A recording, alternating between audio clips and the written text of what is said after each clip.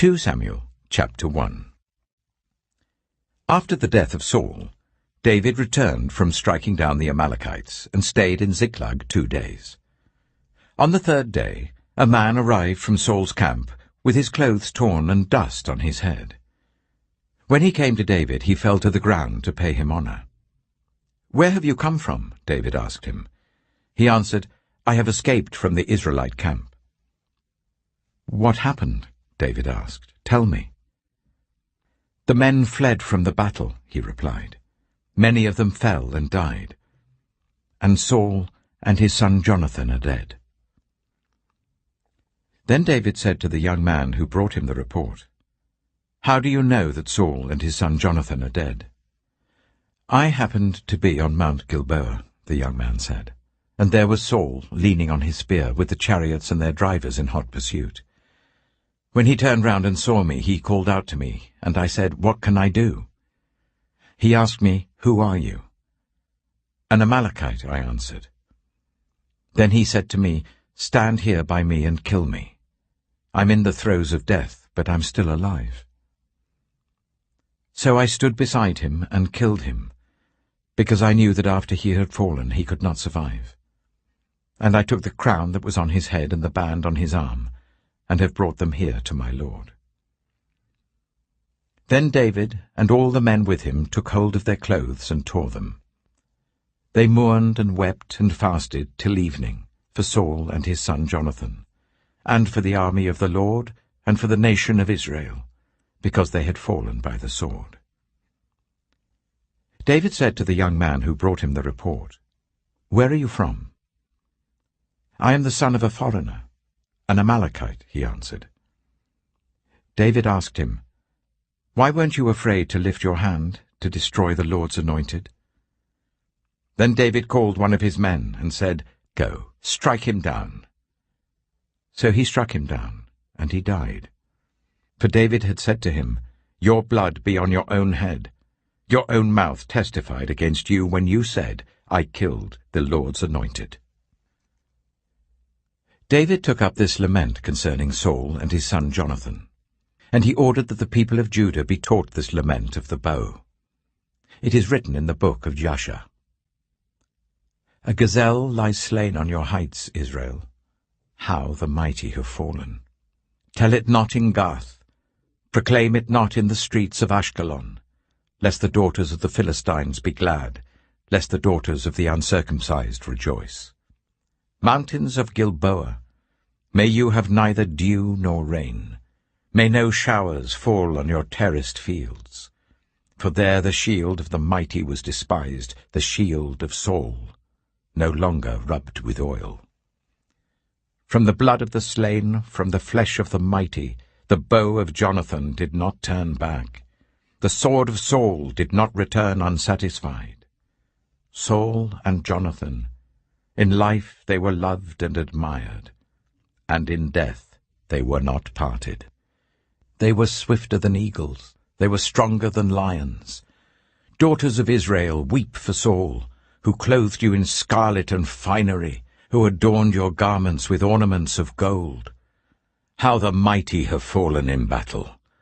Jonathan lies slain on your heights. I grieve for you, Jonathan, my brother. You were very dear to me. Your love for me was wonderful, more wonderful than that of women. How the mighty have fallen! The weapons of war have perished." 2 Samuel chapter 2. In the course of time, David inquired of the Lord.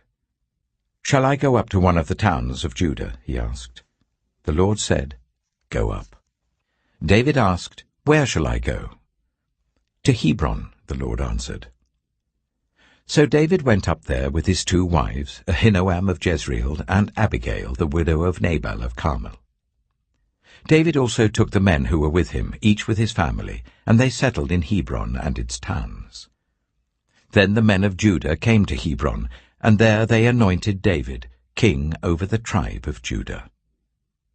When David was told that it was the men from Jabesh-Gilead who had buried Saul, he sent messengers to them to say to them, The Lord bless you for showing this kindness to Saul your master by burying him. May the Lord now show you kindness and faithfulness, and I too will show you the same favor because you have done this. Now then, be strong and brave, for Saul your master is dead, and the people of Judah have anointed me king over them." Meanwhile, Abner, son of Ner, the commander of Saul's army, had taken Ishbosheth, son of Saul, and brought him over to Mahanaim. He made him king over Gilead, Ashuri, and Jezreel, and also over Ephraim, Benjamin, and all Israel. Ishbosheth, son of Saul, was 40 years old when he became king over Israel, and he reigned 2 years. The tribe of Judah, however, remained loyal to David. The length of time David was king in Hebron over Judah was 7 years and 6 months.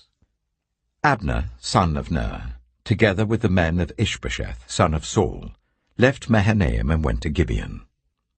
Joab, son of Zeruiah, and David's men went out and met them at the pool of Gibeon. One group sat down on one side of the pool, and one group on the other side. Then Abner said to Joab, "Let's have some of the young men get up and fight hand to hand in front of us." "All right, let them do it," Joab said. So they stood up and were counted. 12 men for Benjamin and Ishbosheth, son of Saul, and 12 for David. Then each man grabbed his opponent by the head and thrust his dagger into his opponent's side, and they fell down together. So that place in Gibeon was called Helkath Hazurim. The battle that day was very fierce, and Abner and the Israelites were defeated by David's men. The 3 sons of Zeruiah were there, Joab, Abishai, and Asahel. Now Asahel was as fleet-footed as a wild gazelle. He chased Abner, turning neither to the right nor to the left as he pursued him. Abner looked behind him and asked, "Is that you, Asahel?" "It is," he answered. Then Abner said to him, "Turn aside to the right or to the left. Take on one of the young men and strip him of his weapons." But Asahel would not stop chasing him. Again Abner warned Asahel, "Stop chasing me. Why should I strike you down? How could I look your brother Joab in the face?" But Asahel refused to give up the pursuit. So Abner thrust the butt of his spear into Asahel's stomach, and the spear came out through his back. He fell there and died on the spot. And every man stopped when he came to the place where Asahel had fallen and died. But Joab and Abishai pursued Abner, and as the sun was setting they came to the hill of Ammah, near Giah, on the way to the wasteland of Gibeon. Then the men of Benjamin rallied behind Abner. They formed themselves into a group and took their stand on top of a hill. Abner called out to Joab, "Must the sword devour forever? Don't you realize that this will end in bitterness? How long before you order your men to stop pursuing their fellow Israelites?" Joab answered, "As surely as God lives, if you had not spoken, the men would have continued pursuing them until morning." So Joab blew the trumpet, and all the troops came to a halt. They no longer pursued Israel, nor did they fight any more. All that night Abner and his men marched through the Arabah. They crossed the Jordan, continued through the morning hours, and came to Mahanaim. Then Joab stopped pursuing Abner and assembled the whole army. Besides Asahel, 19 of David's men were found missing. But David's men had killed 360 Benjaminites who were with Abner. They took Asahel and buried him in his father's tomb at Bethlehem. Then Joab and his men marched all night and arrived at Hebron by daybreak. 2 Samuel chapter 3. The war between the house of Saul and the house of David lasted a long time. David grew stronger and stronger, while the house of Saul grew weaker and weaker. Sons were born to David in Hebron. His firstborn was Amnon, the son of Ahinoam of Jezreel. His second, Chileab, the son of Abigail, the widow of Nabal of Carmel. The third, Absalom, the son of Maacah, daughter of Talmai, king of Geshur. the fourth, Adonijah, the son of Haggith, the fifth, Shephatiah, the son of Abital, and the sixth, Ithream, the son of David's wife Eglah. These were born to David in Hebron. During the war between the house of Saul and the house of David, Abner had been strengthening his own position in the house of Saul. Now Saul had had a concubine named Rizpah, daughter of Aiah, and Ishbosheth said to Abner, "Why did you sleep with my father's concubine?" Abner was very angry because of what Ishbosheth had said. So he answered, "Am I a dog's head on Judah's side? This very day I am loyal to the house of your father Saul and to his family and friends. I haven't handed you over to David. Yet now you accuse me of an offense involving this woman. May God deal with Abner, be it ever so severely, if I do not do for David what the Lord promised him on oath, and transfer the kingdom from the house of Saul, and establish David's throne over Israel and Judah, from Dan to Beersheba." Ishbosheth did not dare to say another word to Abner, because he was afraid of him. Then Abner sent messengers on his behalf to say to David, "Whose land is it? Make an agreement with me, and I will help you bring all Israel over to you." "Good," said David, "I will make an agreement with you. But I demand one thing of you. Do not come into my presence unless you bring Michal, daughter of Saul, when you come to see me." Then David sent messengers to Ishbosheth, son of Saul, demanding, "Give me my wife Michal, whom I betrothed to myself for the price of 100 Philistine foreskins." So Ishbosheth gave orders and had her taken away from her husband Paltiel, son of Laish. Her husband, however, went with her, weeping behind her all the way to Bahurim.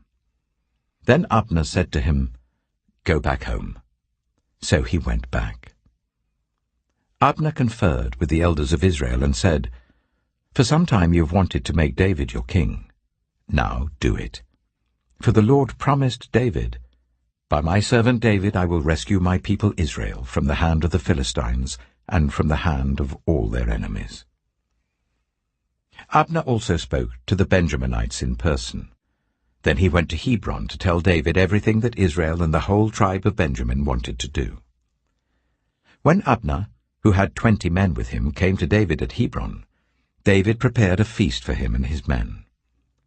Then Abner said to David, "Let me go at once and assemble all Israel for my lord the king, so that they may make a covenant with you, and that you may rule over all that your heart desires."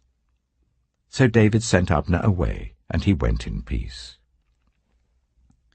Just then David's men and Joab returned from a raid, and brought with them a great deal of plunder. But Abner was no longer with David in Hebron, because David had sent him away, and he had gone in peace.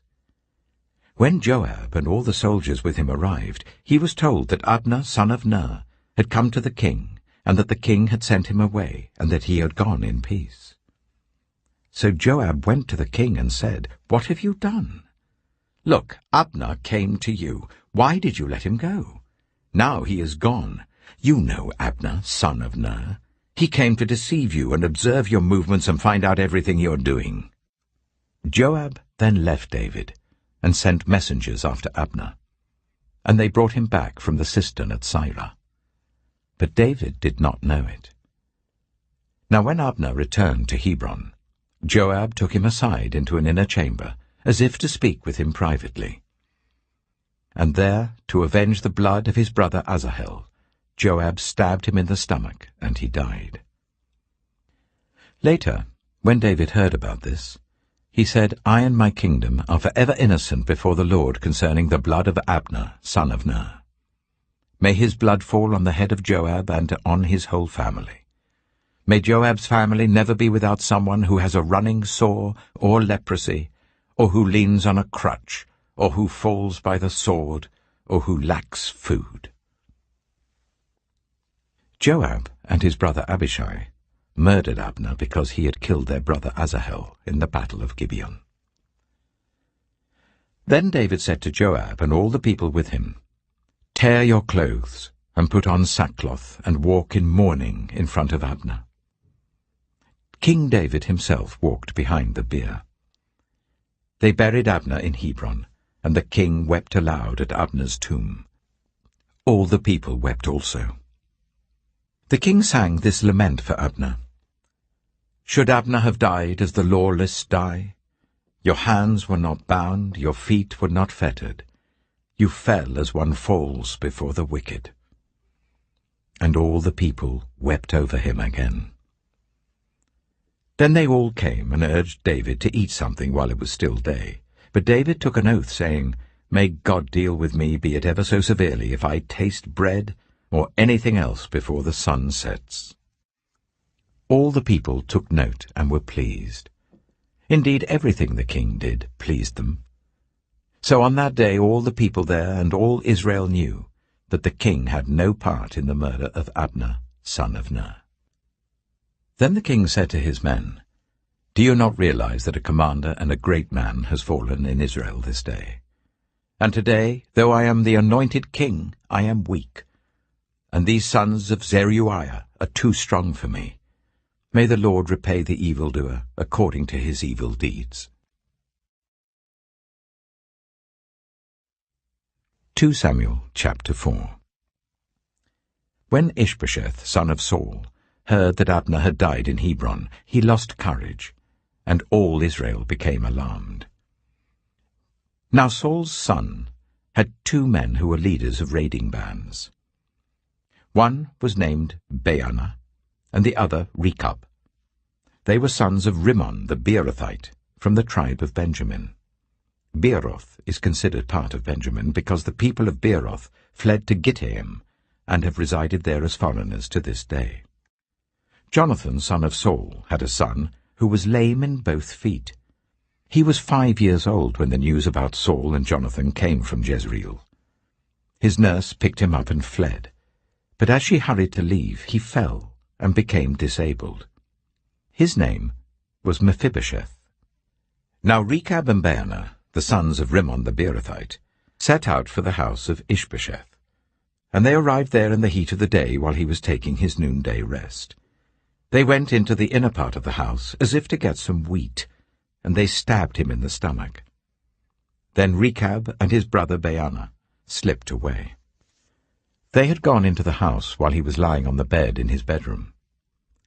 After they stabbed and killed him, they cut off his head. Taking it with them, they travelled all night by way of the Arabah. They brought the head of Ishbosheth to David at Hebron and said to the king, Here is the head of Ishbosheth, son of Saul, your enemy, who tried to kill you. This day the Lord has avenged my lord the king against Saul and his offspring. David answered Rechab and his brother Baanah, the sons of Rimmon the Beerothite, As surely as the Lord lives, who has delivered me out of every trouble, when someone told me, Saul is dead, and thought he was bringing good news, I seized him and put him to death in Ziklag. That was the reward I gave him for his news. How much more, when wicked men have killed an innocent man in his own house and on his own bed? Should I not now demand his blood from your hand and rid the earth of you? So David gave an order to his men, and they killed them. They cut off their hands and feet and hung the bodies by the pool in Hebron. But they took the head of Ishbosheth and buried it in Abner's tomb at Hebron. 2 Samuel chapter 5. All the tribes of Israel came to David at Hebron and said, We are your own flesh and blood. In the past, while Saul was king over us, you were the one who led Israel on their military campaigns. And the Lord said to you, You shall shepherd my people Israel, and you shall become their ruler. When all the elders of Israel had come to King David at Hebron, the king made a covenant with them at Hebron before the Lord, and they anointed David king over Israel. David was 30 years old when he became king, and he reigned for 40 years. In Hebron he reigned over Judah for 7 years and 6 months, and in Jerusalem he reigned over all Israel and Judah for 33 years. The king and his men marched to Jerusalem to attack the Jebusites who lived there. The Jebusites said to David, You will not get in here. Even the blind and the lame can ward you off. They thought David cannot get in here. Nevertheless, David captured the fortress of Zion, which is the city of David. On that day, David had said, "Anyone who conquers the Jebusites will have to use the water shaft to reach those lame and blind, who are David's enemies. That is why they say, 'The blind and lame will not enter the palace.'" David then took up residence in the fortress and called it the City of David. He built up the area around it from the terraces inwards, and he became more and more powerful because the Lord God Almighty was with him. Now Hiram, king of Tyre, sent envoys to David, along with cedar logs and carpenters and stonemasons, and they built a palace for David. Then David knew that the Lord had established him as king over Israel, and had exalted his kingdom for the sake of his people Israel. After he left Hebron, David took more concubines and wives in Jerusalem, and more sons and daughters were born to him.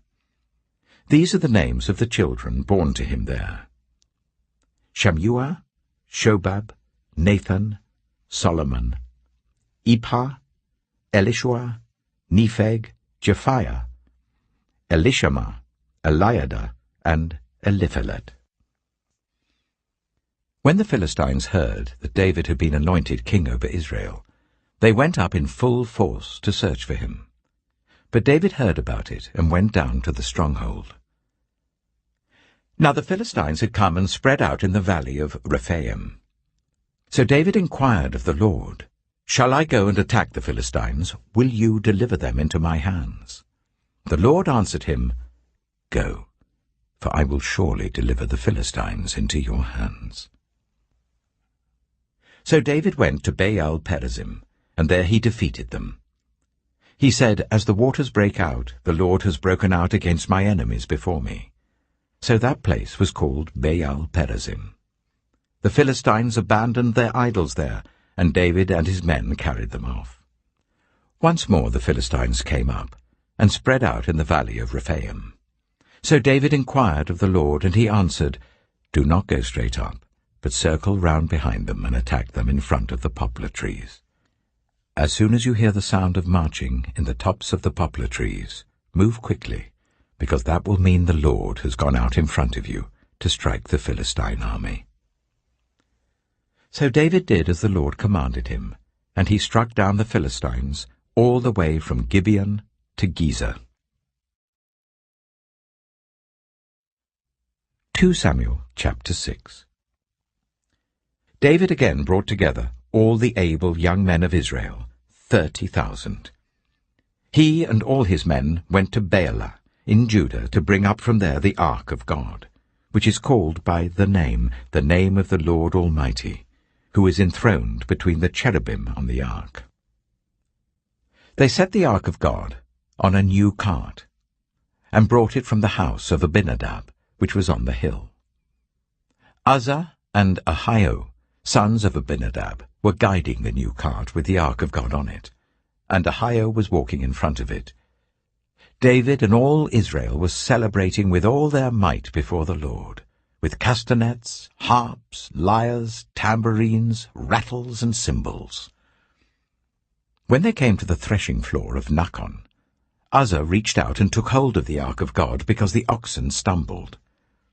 The Lord's anger burned against Uzzah because of his irreverent act. Therefore God struck him down, and he died there beside the ark of God. Then David was angry because the Lord's wrath had broken out against Uzzah, and to this day that place is called Perez Uzzah.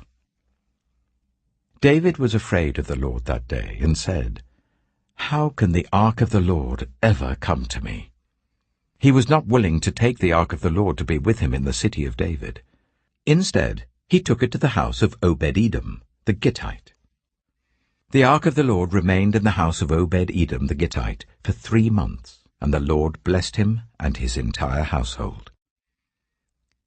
Now King David was told, "The Lord has blessed the household of Obed-Edom, and everything he has, because of the ark of God." So David went to bring up the ark of God from the house of Obed-Edom to the city of David with rejoicing. When those who were carrying the ark of the Lord had taken 6 steps, he sacrificed a bull and a fattened calf. Wearing a linen ephod, David was dancing before the Lord with all his might, while he and all Israel were bringing up the ark of the Lord with shouts and the sound of trumpets. As the ark of the Lord was entering the city of David, Michal, daughter of Saul, watched from a window, and when she saw King David leaping and dancing before the Lord, she despised him in her heart. They brought the ark of the Lord and set it in its place inside the tent that David had pitched for it, and David sacrificed burnt offerings and fellowship offerings before the Lord. After he had finished sacrificing the burnt offerings and fellowship offerings, he blessed the people in the name of the Lord Almighty. Then he gave a loaf of bread, a cake of dates, and a cake of raisins to each person in the whole crowd of Israelites, both men and women, and all the people went to their homes. When David returned home to bless his household, Michal, daughter of Saul, came out to meet him and said, "How the king of Israel has distinguished himself today, going around half naked in full view of the slave girls of his servants, as any vulgar fellow would."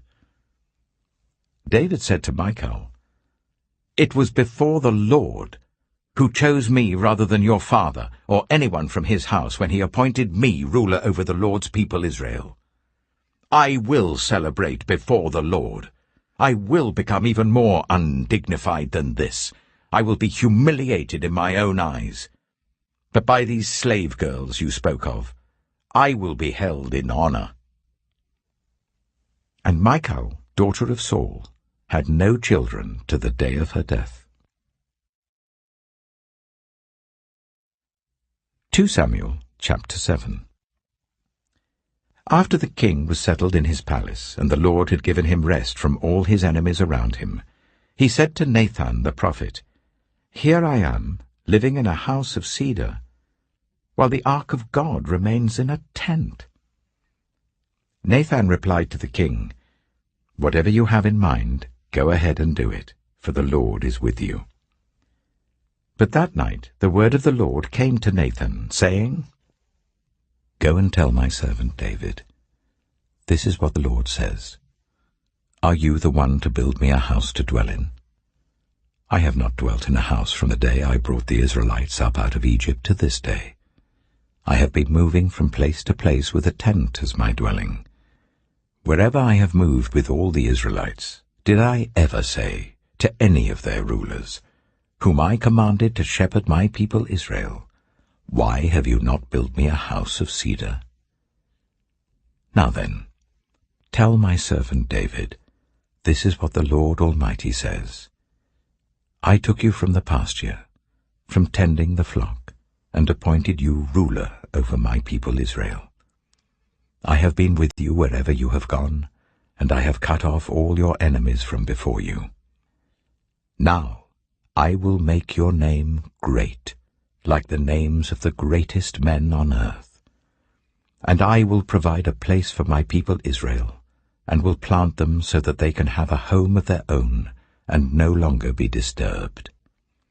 Wicked people shall not oppress them any more, as they did at the beginning, and have done ever since the time I appointed leaders over my people Israel. I will also give you rest from all your enemies. The Lord declares to you that the Lord himself will establish a house for you. When your days are over and you rest with your ancestors, I will raise up your offspring to succeed you, your own flesh and blood, and I will establish his kingdom. He is the one who will build a house for my name, and I will establish the throne of his kingdom forever. I will be his father, and he shall be my son. When he does wrong, I will punish him with a rod wielded by men, with floggings inflicted by human hands. But my love will never be taken away from him, as I took it away from Saul, whom I removed from before you. Your house and your kingdom shall endure forever before me. Your throne shall be established forever." Nathan reported to David all the words of this entire revelation. Then King David went in and sat before the Lord, and he said, "Who am I, sovereign Lord? And what is my family, that you have brought me this far? And as if this were not enough in your sight, sovereign Lord, you have also spoken about the future of the house of your servant, and this decree, sovereign Lord, is for a mere human. What more can David say to you? For you know your servant, sovereign Lord. For the sake of your word and according to your will, you have done this great thing and made it known to your servant. How great you are, sovereign Lord! There is no one like you, and there is no God but you, as we have heard with our own ears. And who is like your people Israel, the one nation on earth that God went out to redeem as a people for himself, and to make a name for himself, and to perform great and awesome wonders by driving out nations and their gods from before your people, whom you redeemed from Egypt? You have established your people Israel as your very own forever, and you, Lord, have become their God. And now, Lord God, keep forever the promise you have made concerning your servant and his house. Do as you promised, so that your name will be great forever. Then people will say, the Lord Almighty is God over Israel, and the house of your servant David will be established in your sight. Lord Almighty, God of Israel, you have revealed this to your servant, saying, I will build a house for you. So your servant has found courage to pray this prayer to you. Sovereign Lord, you are God. Your covenant is trustworthy, and you have promised these good things to your servant. Now be pleased to bless the house of your servant, that it may continue forever in your sight. For you, sovereign Lord, have spoken, and with your blessing the house of your servant will be blessed forever. 2 Samuel chapter 8. In the course of time, David defeated the Philistines and subdued them. And he took Metheg-Ammah from the control of the Philistines. David also defeated the Moabites. He made them lie down on the ground and measured them off with a length of cord. Every 2 lengths of them were put to death, and the 3rd length was allowed to live. So the Moabites became subject to David and brought him tribute. Moreover, David defeated Hadadezer, son of Rehob, king of Zobah, when he went to restore his monument at the river Euphrates. David captured 1,000 of his chariots, 7,000 charioteers, and 20,000 foot soldiers. He hamstrung all but 100 of the chariot horses. When the Arameans of Damascus came to help Hadadezer, king of Zobah, David struck down 22,000 of them. He put garrisons in the Aramean kingdom of Damascus, and the Arameans became subject to him and brought tribute. The Lord gave David victory wherever he went. David took the gold shields that belonged to the officers of Hadadezer and brought them to Jerusalem. From Tebah and Berothai, towns that belonged to Hadadezer, King David took a great quantity of bronze. When Tou, king of Hamath, heard that David had defeated the entire army of Hadadezer, he sent his son Joram to King David to greet him and congratulate him on his victory in battle over Hadadezer, who had been at war with Tou. Joram brought with him articles of silver, of gold, and of bronze. King David dedicated these articles to the Lord, as he had done with the silver and gold from all the nations he had subdued: Edom and Moab, the Ammonites and the Philistines, and Amalek. He also dedicated the plunder taken from Hadadezer, son of Rehob, king of Zobah. And David became famous after he returned from striking down 18,000 Edomites in the valley of Salt. He put garrisons throughout Edom, and all the Edomites became subject to David.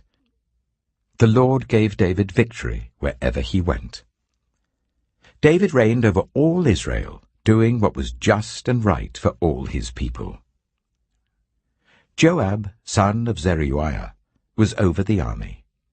Jehoshaphat, son of Ahilud, was recorder. Zadok, son of Ahitub, and Ahimelech, son of Abiathar, were priests. Sariah was secretary. Benaiah, son of Jehoiada, was over the Kerethites and Pelethites, and David's sons were priests. 2 Samuel chapter 9. David asked, "Is there anyone still left of the house of Saul, to whom I can show kindness for Jonathan's sake?" Now there was a servant of Saul's household named Ziba. They summoned him to appear before David, and the king said to him, "Are you Ziba?" "At your service," he replied. The king asked, "Is there no one still alive from the house of Saul, to whom I can show God's kindness?" Ziba answered the king, "There is still a son of Jonathan. He is lame in both feet." "Where is he?" the king asked. Ziba answered, "He is at the house of Machir, son of Amiel, in Lo-debar." So King David had him brought from Lo-debar, from the house of Machir, son of Amiel. When Mephibosheth, son of Jonathan, the son of Saul, came to David, he bowed down to pay him honor. David said, "Mephibosheth." "At your service," he replied. "Don't be afraid," David said to him, "for I will surely show you kindness for the sake of your father Jonathan. I will restore to you all the land that belonged to your grandfather Saul, and you will always eat at my table." Mephibosheth bowed down and said, "What is your servant, that you should notice a dead dog like me?" Then the king summoned Ziba, Saul's steward, and said to him, "I have given your master's grandson everything that belonged to Saul and his family. You and your sons and your servants are to farm the land for him and bring in the crops, so that your master's grandson may be provided for. And Mephibosheth, grandson of your master, will always eat at my table." Now Ziba had 15 sons and 20 servants. Then Ziba said to the king, "Your servant will do whatever my lord the king commands his servant to do." So Mephibosheth ate at David's table like one of the king's sons. Mephibosheth had a young son named Micah, and all the members of Ziba's household were servants of Mephibosheth. And Mephibosheth lived in Jerusalem because he always ate at the king's table. He was lame in both feet. 2 Samuel chapter 10. In the course of time, the king of the Ammonites died, and his son Hanun succeeded him as king. David thought, "I will show kindness to Hanun, son of Nahash, just as his father showed kindness to me." So David sent a delegation to express his sympathy to Hanun concerning his father. When David's men came to the land of the Ammonites, the Ammonite commanders said to Hanun their lord, "Do you think David is honoring your father by sending envoys to you to express sympathy? Hasn't David sent them to you only to explore the city and spy it out and overthrow it?" So Hanun seized David's envoys, shaved off half of each man's beard, cut off their garments at the buttocks, and sent them away. When David was told about this, he sent messengers to meet the men, for they were greatly humiliated. The king said, "Stay at Jericho till your beards have grown, and then come back." When the Ammonites realized that they had become obnoxious to David, they hired 20,000 Aramean foot soldiers from Beth-rehob and Zobah, as well as the king of Maacah with 1,000 men, and also 12,000 men from Tob. On hearing this, David sent Joab out with the entire army of fighting men. The Ammonites came out and drew up in battle formation at the entrance of their city gate, while the Arameans of Zobah and Rehob and the men of Tob and Maacah were by themselves in the open country. Joab saw that there were battle lines in front of him and behind him. So he selected some of the best troops in Israel and deployed them against the Arameans. He put the rest of the men under the command of Abishai his brother and deployed them against the Ammonites. Joab said, "If the Arameans are too strong for me, then you are to come to my rescue. But if the Ammonites are too strong for you, then I will come to rescue you. Be strong, and let us fight bravely for our people and the cities of our God. The Lord will do what is good in his sight." Then Joab and the troops with him advanced to fight the Arameans, and they fled before him. When the Ammonites realized that the Arameans were fleeing, they fled before Abishai and went inside the city. So Joab returned from fighting the Ammonites and came to Jerusalem. After the Arameans saw that they had been routed by Israel, they regrouped. Hadadezer had Arameans brought from beyond the river Euphrates. They went to Helam, with Shobach the commander of Hadadezer's army leading them. When David was told of this, he gathered all Israel, crossed the Jordan, and went to Helam. The Arameans formed their battle lines to meet David and fought against him. But they fled before Israel, and David killed 700 of their charioteers and 40,000 of their foot soldiers. He also struck down Shobach, the commander of their army, and he died there. When all the kings who were vassals of Hadadezer saw that they had been routed by Israel, they made peace with the Israelites and became subject to them. So the Arameans were afraid to help the Ammonites any more. 2 Samuel chapter 11. In the spring, at the time when kings go off to war, David sent Joab out with the king's men and the whole Israelite army. They destroyed the Ammonites and besieged Rabbah, but David remained in Jerusalem. One evening, David got up from his bed and walked around on the roof of the palace. From the roof, he saw a woman washing. The woman was very beautiful, and David sent someone to find out about her. The man said, "She is Bathsheba, the daughter of Eliam, and the wife of Uriah the Hittite." Then David sent messengers to get her. She came to him, and he slept with her.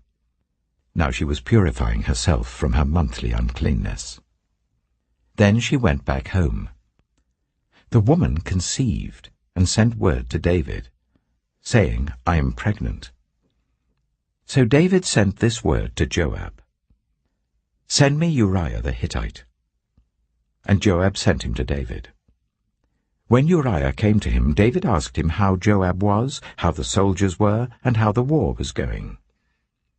Then David said to Uriah, "Go down to your house and wash your feet." So Uriah left the palace, and a gift from the king was sent after him. But Uriah slept at the entrance to the palace with all his master's servants, and did not go down to his house. David was told Uriah did not go home.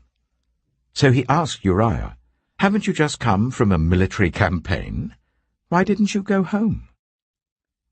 Uriah said to David, "The ark and Israel and Judah are staying in tents, and my commander Joab and my lord's men are camped in the open country.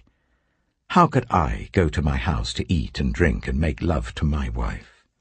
As surely as you live, I will not do such a thing." Then David said to him, "Stay here one more day, and tomorrow I will send you back." So Uriah remained in Jerusalem that day and the next. At David's invitation, he ate and drank with him, and David made him drunk. But in the evening Uriah went out to sleep on his mat among his master's servants. He did not go home. In the morning David wrote a letter to Joab and sent it with Uriah. In it he wrote, "Put Uriah out in front, where the fighting is fiercest. Then withdraw from him, so that he will be struck down and die."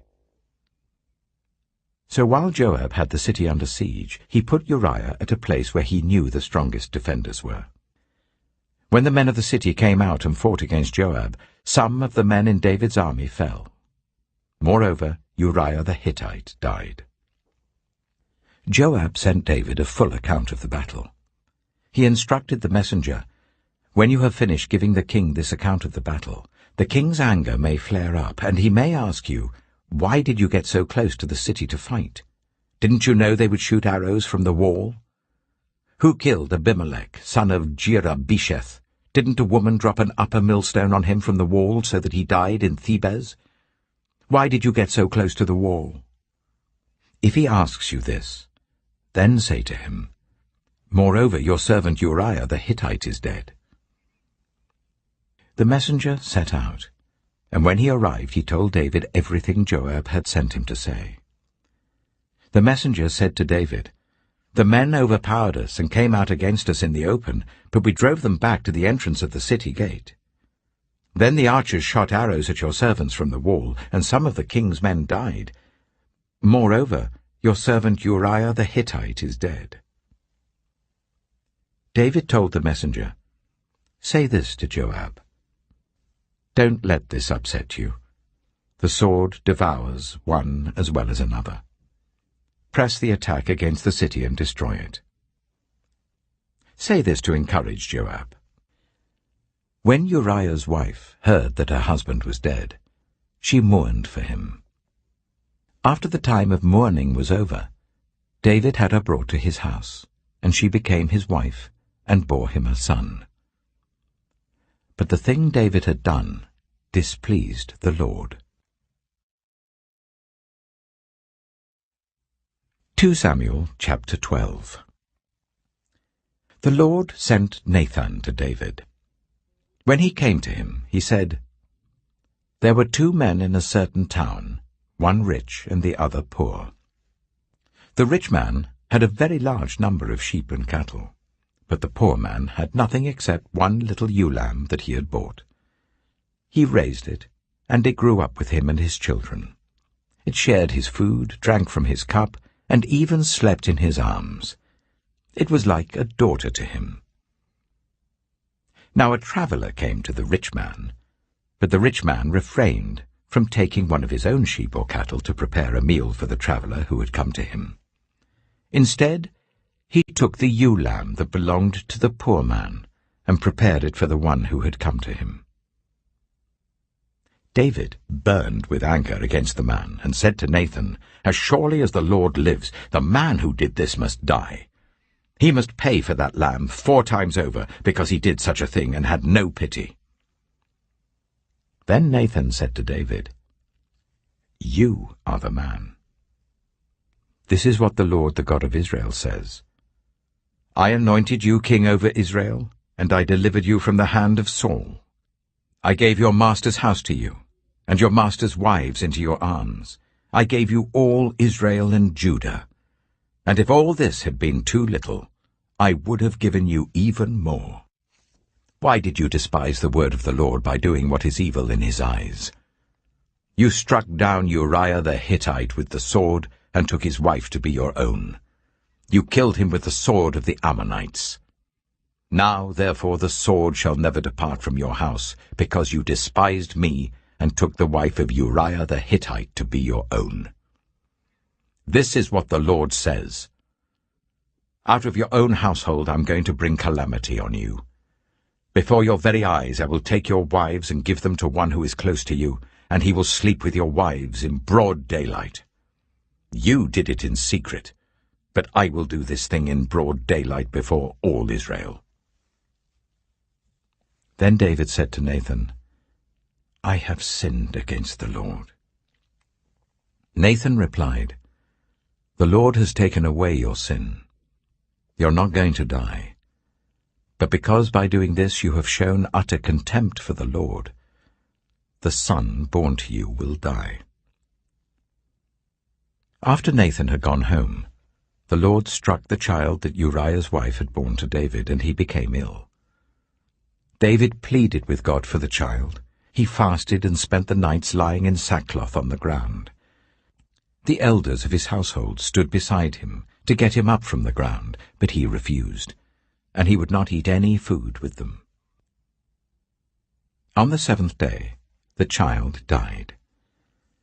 David's attendants were afraid to tell him that the child was dead, for they thought, while the child was still living, he wouldn't listen to us when we spoke to him. How can we now tell him the child is dead? He may do something desperate. David noticed that his attendants were whispering among themselves, and he realized that the child was dead. "Is the child dead?" he asked. "Yes," they replied, "he is dead." Then David got up from the ground. After he had washed, put on lotions and changed his clothes, he went into the house of the Lord and worshipped. Then he went to his own house, and at his request they served him food, and he ate. His attendants asked him, "Why are you acting in this way? While the child was alive, you fasted and wept, but now that the child is dead, you get up and eat." He answered, "While the child was alive, I fasted and wept. I thought, who knows? The Lord may be gracious to me and let the child live. But now that he is dead, why should I go on fasting? Can I bring him back again? I will go to him, but he will not return to me." Then David comforted his wife Bathsheba, and he went to her and made love to her. She gave birth to a son, and they named him Solomon. The Lord loved him, and because the Lord loved him, he sent word through Nathan the prophet to name him Jedidiah. Meanwhile, Joab fought against Rabbah of the Ammonites and captured the royal citadel. Joab then sent messengers to David, saying, "I have fought against Rabbah and taken its water supply. Now muster the rest of the troops and besiege the city and capture it. Otherwise I shall take the city, and it will be named after me." So David mustered the entire army and went to Rabbah, and attacked and captured it. David took the crown from their king's head, and it was placed on his own head. It weighed 1 talent of gold, and it was set with precious stones. David took a great quantity of plunder from the city, and brought out the people who were there, consigning them to labor with saws and with iron picks and axes, and he made them work at brickmaking. David did this to all the Ammonite towns. Then he and his entire army returned to Jerusalem. 2 Samuel chapter 13. In the course of time, Amnon, son of David, fell in love with Tamar, the beautiful sister of Absalom, son of David. Amnon became so obsessed with his sister Tamar that he made himself ill. She was a virgin, and it seemed impossible for him to do anything to her. Now Amnon had an adviser named Jonadab, son of Shimeah, David's brother. Jonadab was a very shrewd man. He asked Amnon, "Why do you, the king's son, look so haggard morning after morning? Won't you tell me?" Amnon said to him, "I'm in love with Tamar, my brother Absalom's sister." "Go to bed and pretend to be ill," Jonadab said. "When your father comes to see you, say to him, 'I would like my sister Tamar to come and give me something to eat. Let her prepare the food in my sight, so that I may watch her and then eat it from her hand.'" So Amnon lay down and pretended to be ill. When the king came to see him, Amnon said to him, "I would like my sister Tamar to come and make some special bread in my sight, so that I may eat from her hand." David sent word to Tamar at the palace, "Go to the house of your brother Amnon and prepare some food for him." So Tamar went to the house of her brother Amnon, who was lying down. She took some dough, kneaded it, made the bread in his sight, and baked it. Then she took the pan and served him the bread, but he refused to eat. "Send everyone out of here," Amnon said. So everyone left him. Then Amnon said to Tamar, "Bring the food here into my bedroom, so that I may eat it from your hand." And Tamar took the bread she had prepared and brought it to her brother Amnon in his bedroom. But when she took it to him to eat, he grabbed her and said, "Come to bed with me, my sister." "No, my brother," she said to him, "don't force me. Such a thing should not be done in Israel. Don't do this wicked thing. What about me? Where could I get rid of my disgrace? And what about you? You would be like one of the wicked fools in Israel. Please speak to the king. He will not keep me from being married to you." But he refused to listen to her, and since he was stronger than she, he raped her. Then Amnon hated her with intense hatred. In fact, he hated her more than he had loved her. Amnon said to her, "Get up and get out." "No," she said to him.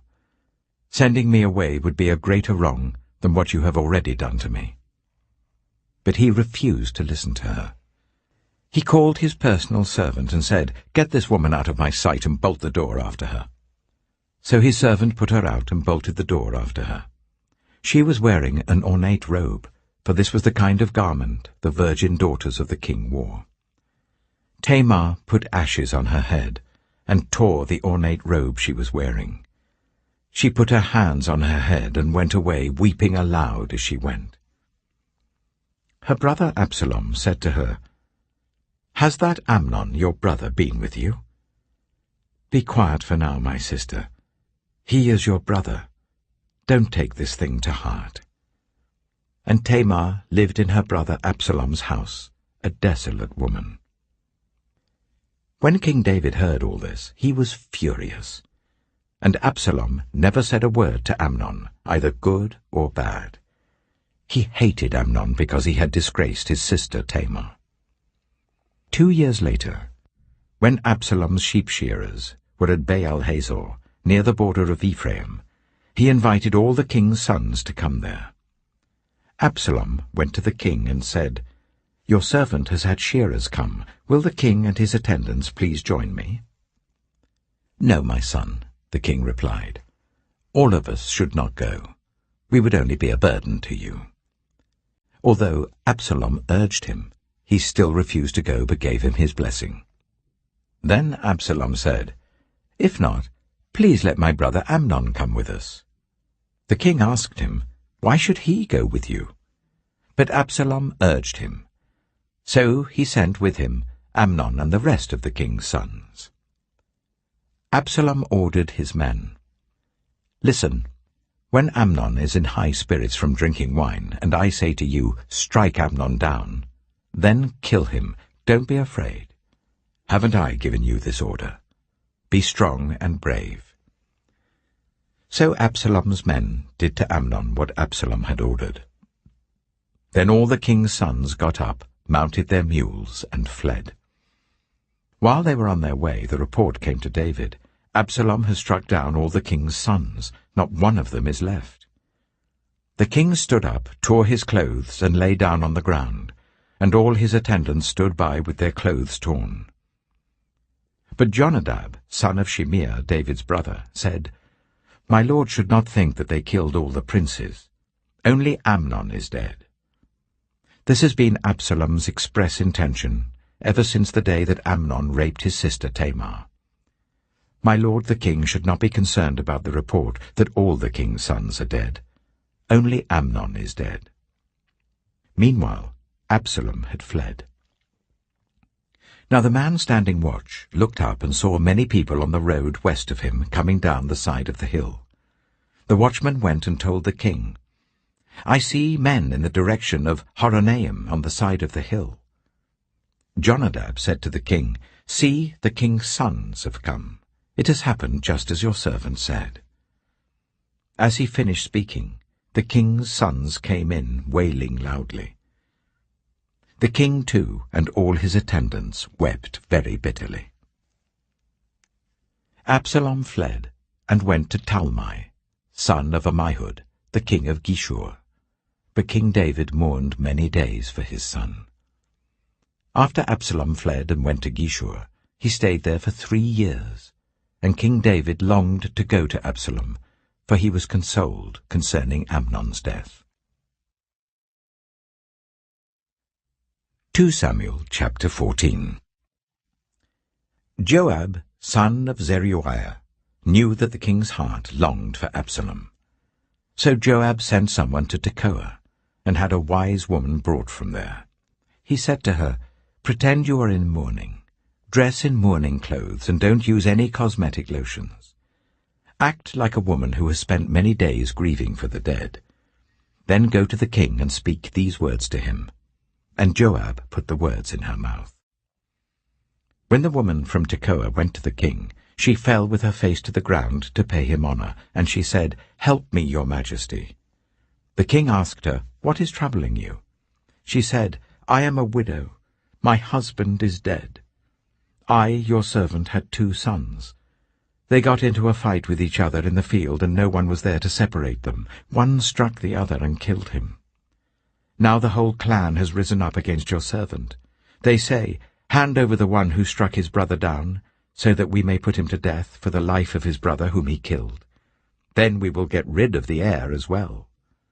They would put out the only burning coal I have left, leaving my husband neither name nor descendant on the face of the earth."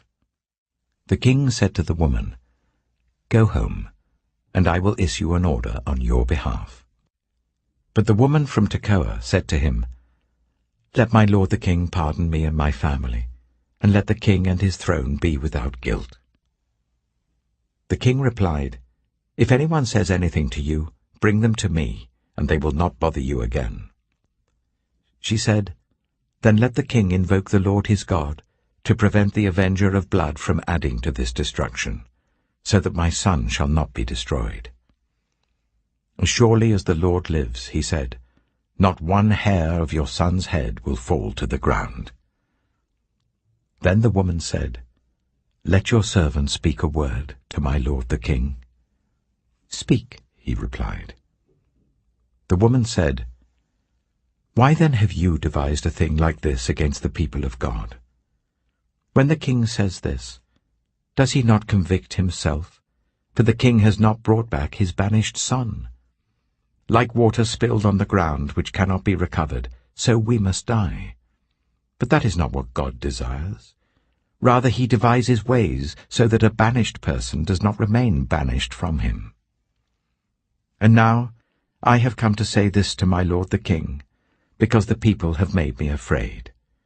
Your servant thought, 'I will speak to the king. Perhaps he will grant his servant's request. Perhaps the king will agree to deliver his servant from the hand of the man who is trying to cut off both me and my son from God's inheritance.' And now your servant says, 'May the word of my lord the king secure my inheritance, for my lord the king is like an angel of God in discerning good and evil. May the Lord your God be with you.'" Then the king said to the woman, "Don't keep from me the answer to what I am going to ask you." "Let my lord the king speak," the woman said. The king asked, "Isn't the hand of Joab with you in all this?" The woman answered, "As surely as you live, my lord the king, no one can turn to the right or to the left from anything my lord the king says. Yes, it was your servant Joab who instructed me to do this, and who put all these words into the mouth of your servant. Your servant Joab did this to change the present situation. My lord has wisdom like that of an angel of God. He knows everything that happens in the land." The king said to Joab, "Very well, I will do it. Go, bring back the young man Absalom." Joab fell with his face to the ground to pay him honor, and he blessed the king. Joab said, "Today your servant knows that he has found favor, because the king has granted his servant's request." Then Joab went to Geshur, and brought Absalom back to Jerusalem. But the king said, "He must go to his own house, he must not see my face." So Absalom went to his own house, and did not see the face of the king. In all Israel there was not a man so highly praised for his handsome appearance as Absalom. From the top of his head to the sole of his foot there was no blemish in him. Whenever he cut the hair of his head — he used to cut his hair once a year because it became too heavy for him — he would weigh it, and its weight was 200 shekels by the royal standard. 3 sons and a daughter were born to Absalom. His daughter's name was Tamar, and she became a beautiful woman. Absalom lived for 2 years in Jerusalem without seeing the king's face. Then Absalom sent for Joab in order to send him to the king, but Joab refused to come to him. So he sent a second time, but he refused to come. Then he said to his servants, "Look, Joab's field is next to mine, and he has barley there. Go and set it on fire." So Absalom's servants set the field on fire.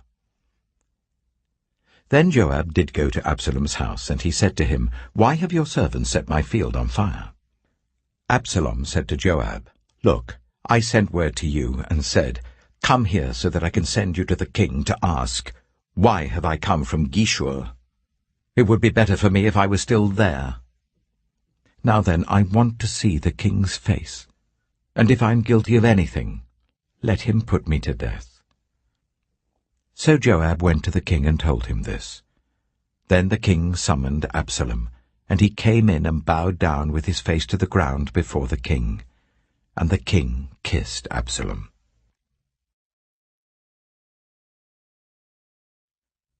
2 Samuel chapter 15. In the course of time, Absalom provided himself with a chariot and horses, and with 50 men to run ahead of him. He would get up early and stand by the side of the road leading to the city gate. Whenever anyone came with a complaint to be placed before the king for a decision, Absalom would call out to him, "What town are you from?" He would answer, "Your servant is from one of the tribes of Israel." Then Absalom would say to him, "Look, your claims are valid and proper, but there is no representative of the king to hear you." And Absalom would add, "If only I were appointed judge in the land, then everyone who has a complaint or case could come to me, and I would see that they receive justice." Also, whenever anyone approached him to bow down before him, Absalom would reach out his hand, take hold of him, and kiss him. Absalom behaved in this way towards all the Israelites who came to the king asking for justice, and so he stole the hearts of the people of Israel. At the end of 4 years, Absalom said to the king, "Let me go to Hebron and fulfill a vow I made to the Lord. While your servant was living in Geshur in Aram, I made this vow. If the Lord takes me back to Jerusalem, I will worship the Lord in Hebron." The king said to him, "Go in peace." So he went to Hebron. Then Absalom sent secret messengers throughout the tribes of Israel to say, "As soon as you hear the sound of the trumpets, then say, 'Absalom is king in Hebron.'" 200 men from Jerusalem had accompanied Absalom. They had been invited as guests and went quite innocently, knowing nothing about the matter. While Absalom was offering sacrifices, he also sent for Ahithophel, the Gilonite, David's counselor, to come from Gilo, his hometown. And so the conspiracy gained strength, and Absalom's following kept on increasing. A messenger came and told David, "The hearts of the people of Israel are with Absalom." Then David said to all his officials who were with him in Jerusalem, "Come, we must flee, or none of us will escape from Absalom. We must leave immediately, or he will move quickly to overtake us and bring ruin on us, and put the city to the sword." The king's officials answered him, "Your servants are ready to do whatever our lord the king chooses." The king set out, with his entire household following him. But he left 10 concubines to take care of the palace. So the king set out, with all the people following him, and they halted at the edge of the city. All his men marched past him, along with all the Kerethites and the Pelethites, and all the 600 Gittites who had accompanied him from Gath marched before the king. The king said to Ittai the Gittite, "Why should you come along with us? Go back and stay with King Absalom. You are a foreigner, an exile from your homeland. You came only yesterday, and today shall I make you wander about with us, when I do not know where I am going? Go back and take your people with you. May the Lord show you kindness and faithfulness."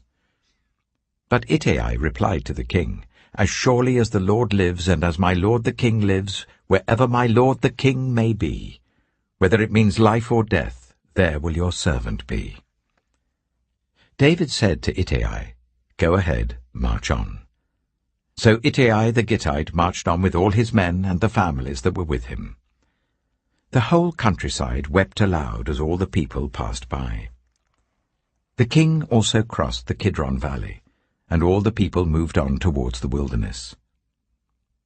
Zadok was there too, and all the Levites who were with him were carrying the Ark of the Covenant of God.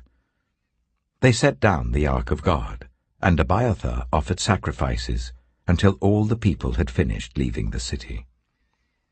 Then the king said to Zadok, "Take the ark of God back into the city.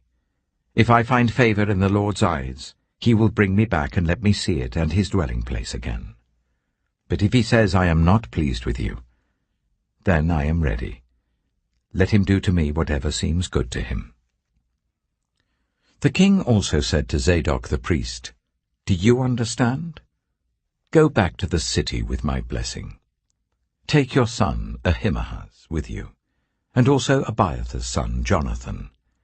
You and Abiathar return with your 2 sons. I will wait at the fords in the wilderness until word comes from you to inform me." So Zadok and Abiathar took the ark of God back to Jerusalem and stayed there. But David continued up the Mount of Olives, weeping as he went. His head was covered, and he was barefoot. All the people with him covered their heads too, and were weeping as they went up. Now David had been told Ahithophel is among the conspirators with Absalom. So David prayed, "Lord, turn Ahithophel's counsel into foolishness." When David arrived at the summit, where people used to worship God, Hushai the Archite was there to meet him, his robe torn and dust on his head. David said to him, "If you go with me, you will be a burden to me. But if you return to the city and say to Absalom, 'Your Majesty, I will be your servant. I was your father's servant in the past, but now I will be your servant,' then you can help me by frustrating Ahithophel's advice. Won't the priests Zadok and Abiathar be there with you? Tell them anything you hear in the king's palace." Their 2 sons, Ahimaaz son of Zadok and Jonathan son of Abiathar, are there with them. Send them to me with anything you hear."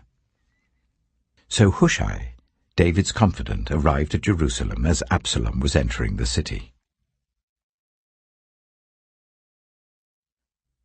2 Samuel chapter 16. When David had gone a short distance beyond the summit, there was Ziba, the steward of Mephibosheth, waiting to meet him.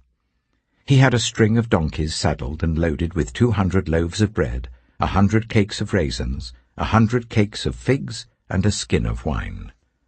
The king asked Ziba, "Why have you brought these?" Ziba answered, "The donkeys are for the king's household to ride on, the bread and fruit are for the men to eat, and the wine is to refresh those who become exhausted in the wilderness." The king then asked, "Where is your master's grandson?" Ziba said to him, "He is staying in Jerusalem because he thinks, 'Today the Israelites will restore to me my grandfather's kingdom.'" Then the king said to Ziba, "All that belonged to Mephibosheth is now yours." "I humbly bow," Ziba said. "May I find favor in your eyes, my lord the king." As King David approached Bahurim, a man from the same clan as Saul's family came out from there. His name was Shimei, the son of Jirah, and he cursed as he came out. He pelted David and all the king's officials with stones, though all the troops and the special guard were on David's right and left. As he cursed, Shimei said, get out, you murderer, you scoundrel! The Lord has repaid you for all the blood you shed in the household of Saul, in whose place you have reigned. The Lord has given the kingdom into the hands of your son Absalom. You have come to ruin because you are a murderer."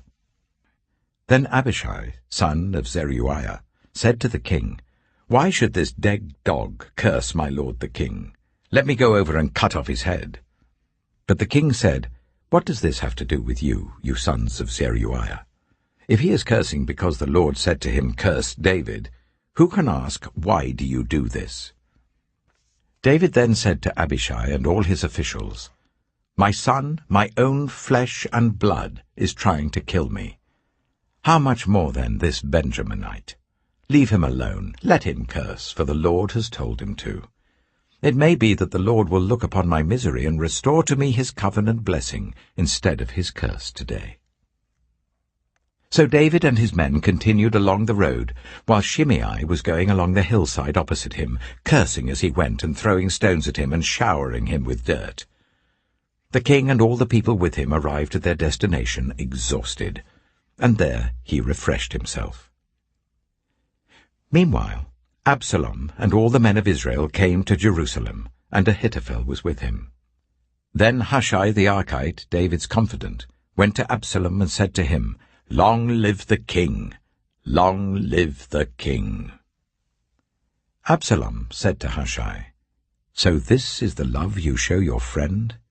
If he's your friend, why didn't you go with him?" Hushai said to Absalom, "No, the one chosen by the Lord, by these people and by all the men of Israel, his I will be, and I will remain with him. Furthermore, whom should I serve? Should I not serve the son?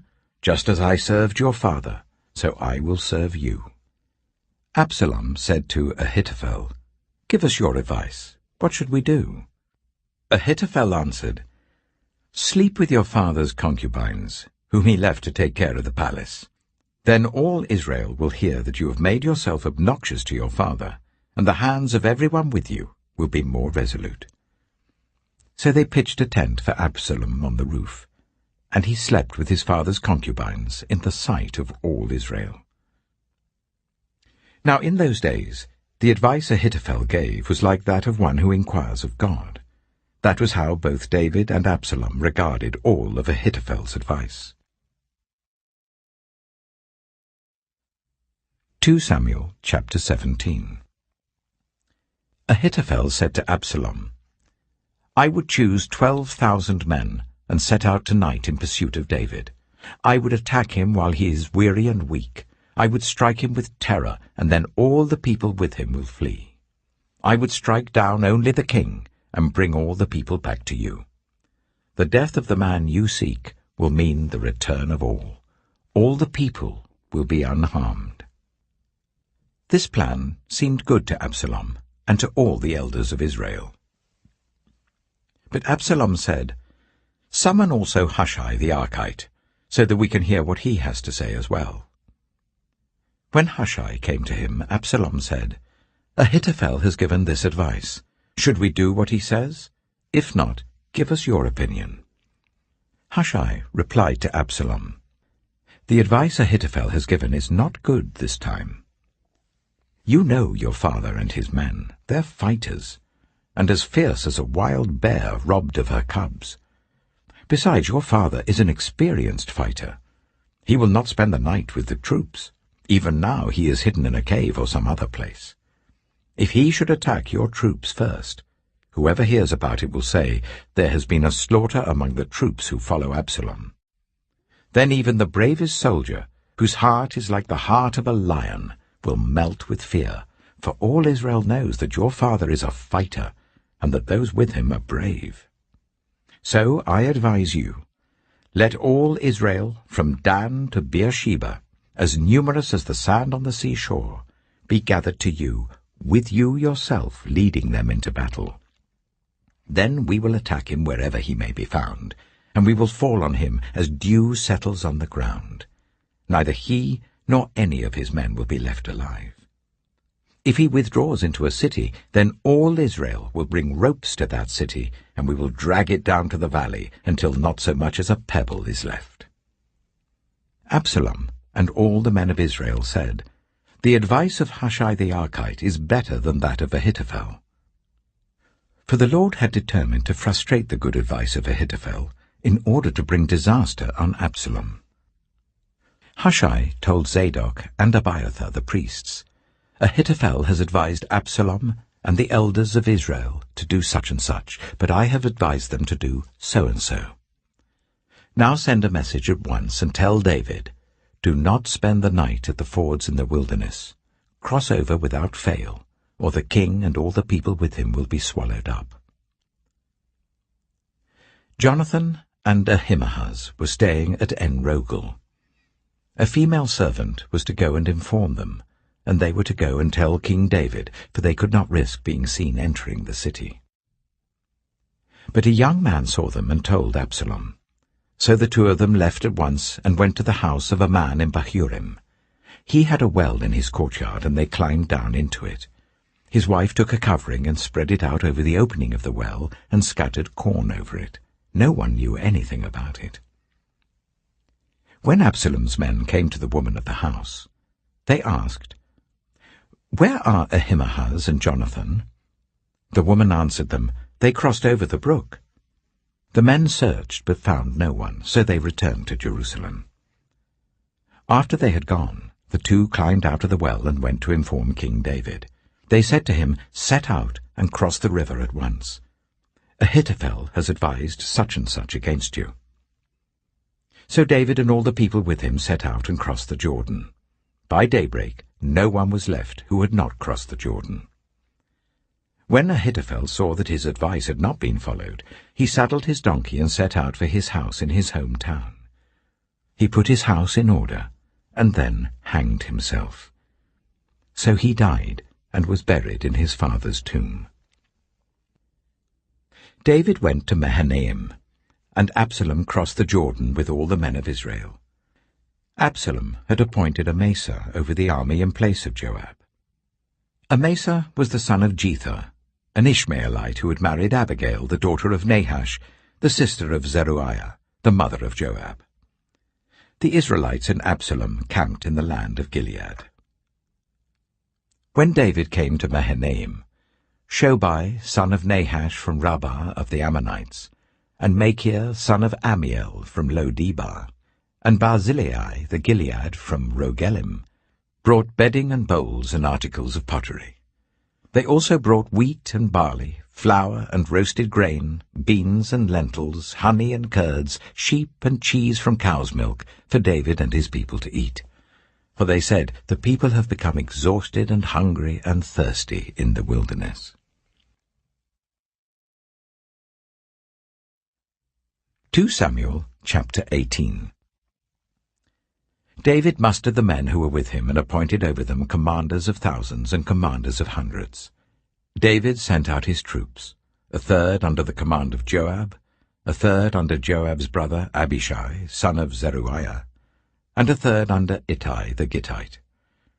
The king told the troops, "I myself will surely march out with you." But the men said, "You must not go out. If we are forced to flee, they won't care about us. Even if half of us die, they won't care. But you are worth 10,000 of us. It would be better now for you to give us support from the city."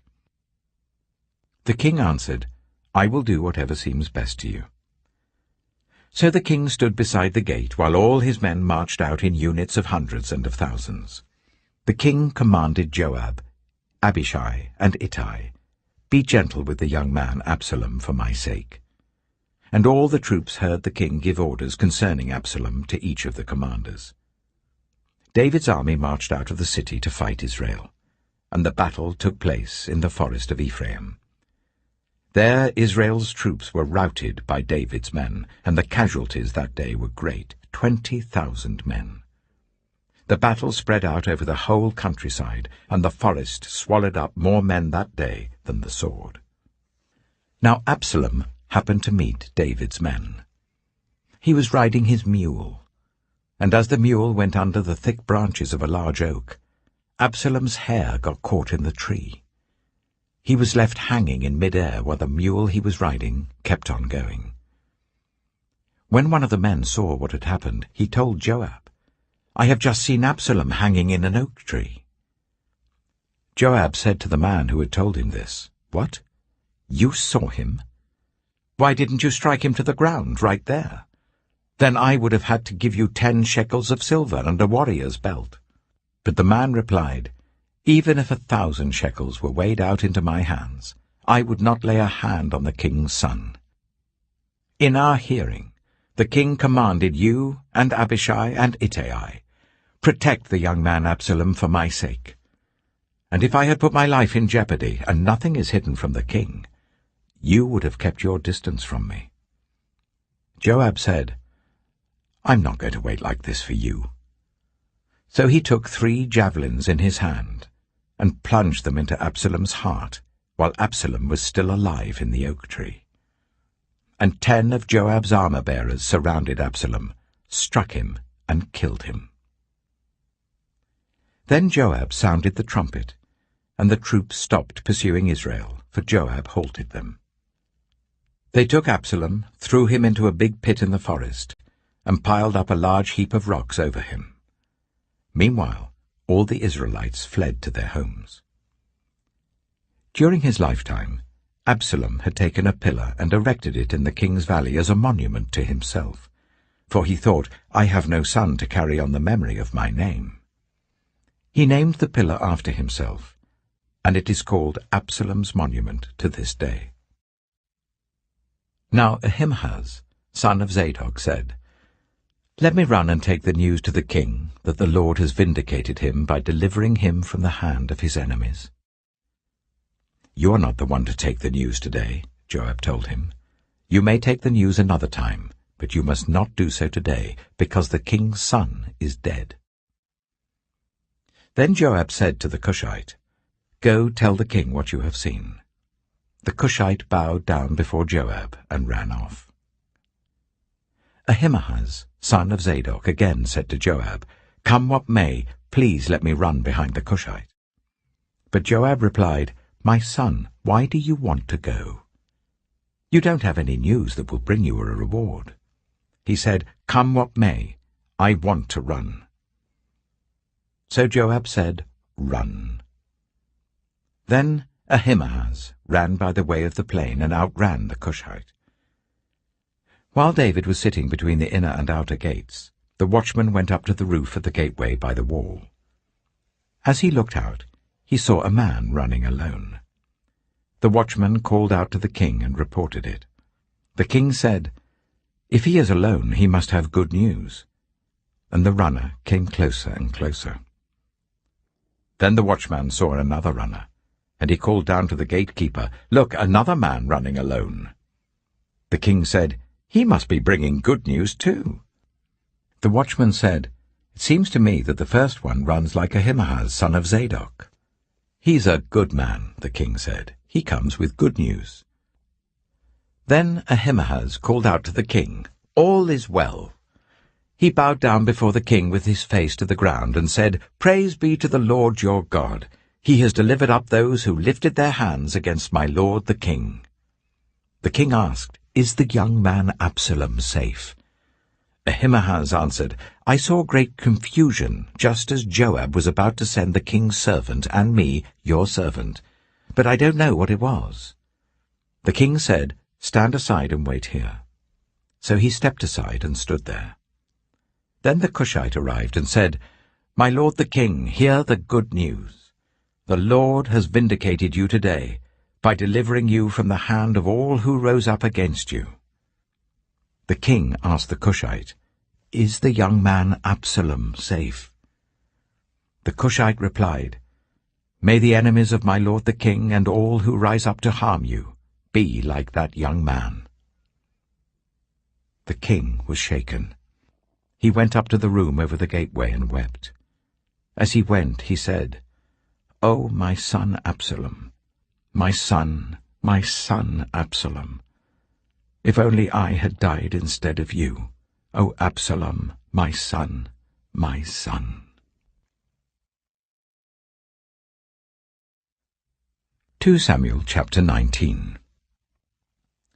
Joab was told, The king is weeping and mourning for Absalom.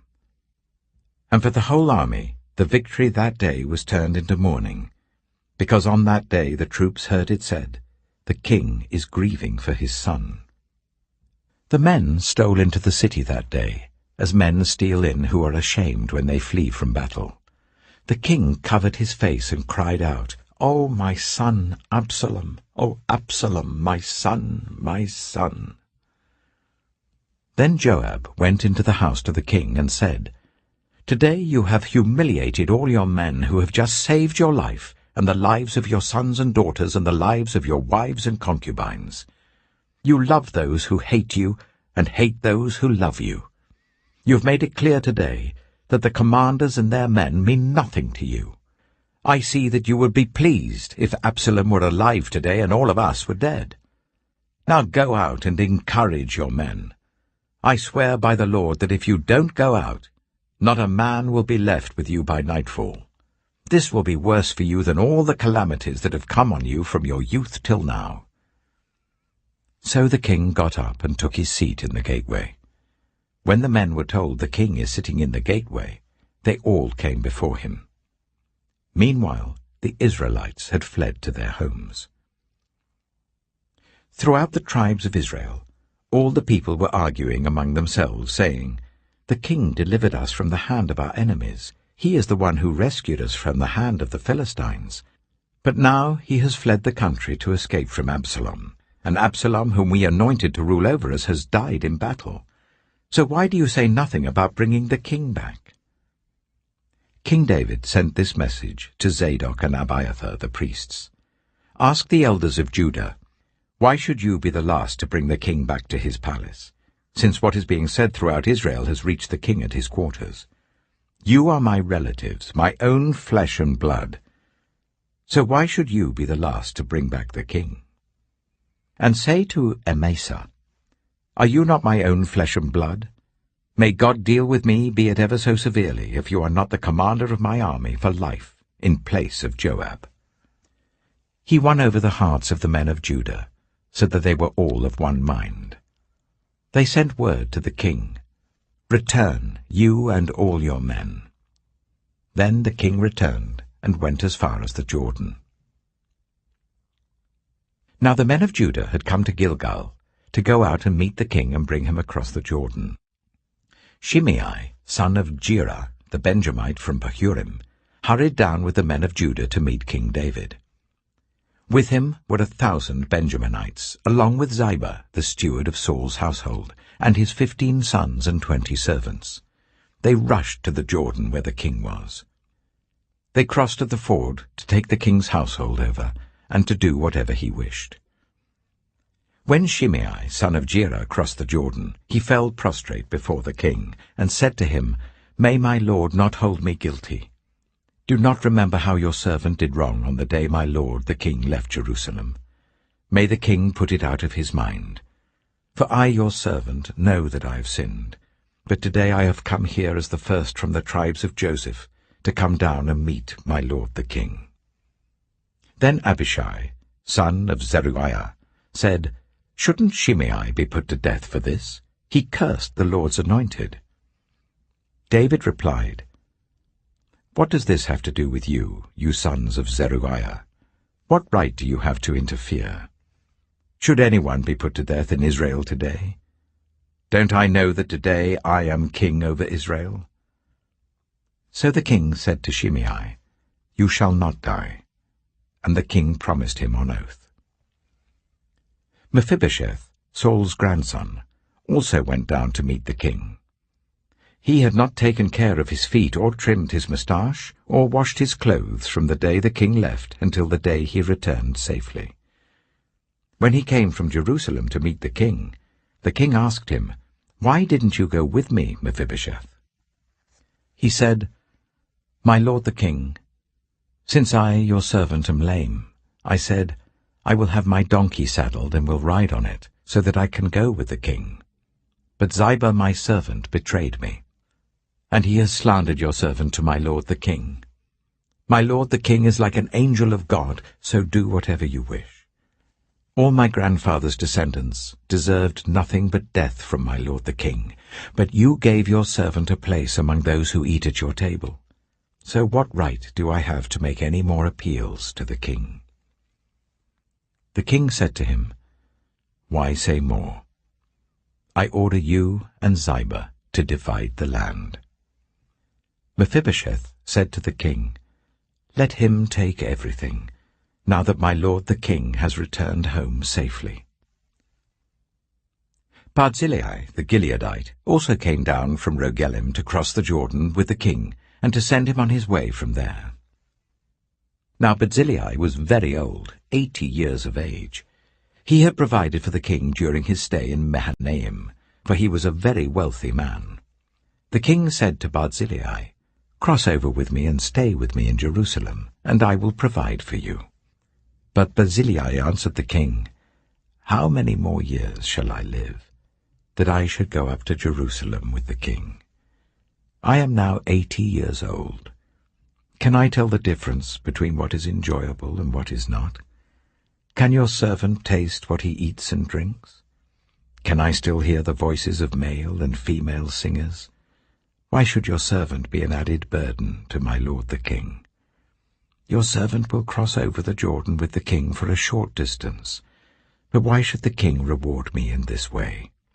Let your servant return, that I may die in my own town near the tomb of my father and mother. But here is your servant Kimham. Let him cross over with my lord the king. Do for him whatever you wish. The king said, Kimham shall cross over with me, and I will do for him whatever you wish. And anything you desire from me I will do for you. So all the people crossed the Jordan, and then the king crossed over. The king kissed Barzillai and bade him farewell, and Barzillai returned to his home. When the king crossed over to Gilgal, Kimham crossed with him. All the troops of Judah and half the troops of Israel had taken the king over. Soon all the men of Israel were coming to the king and saying to him, Why did our brothers, the men of Judah, steal the king away and bring him and his household across the Jordan, together with all his men? All the men of Judah answered the men of Israel, We did this because the king is closely related to us. Why are you angry about it? Have we eaten any of the king's provisions? Have we taken anything for ourselves? Then the men of Israel answered the men of Judah, We have 10 shares in the king, so we have a greater claim on David than you have. Why then do you treat us with contempt? Weren't we the first to speak of bringing back our king?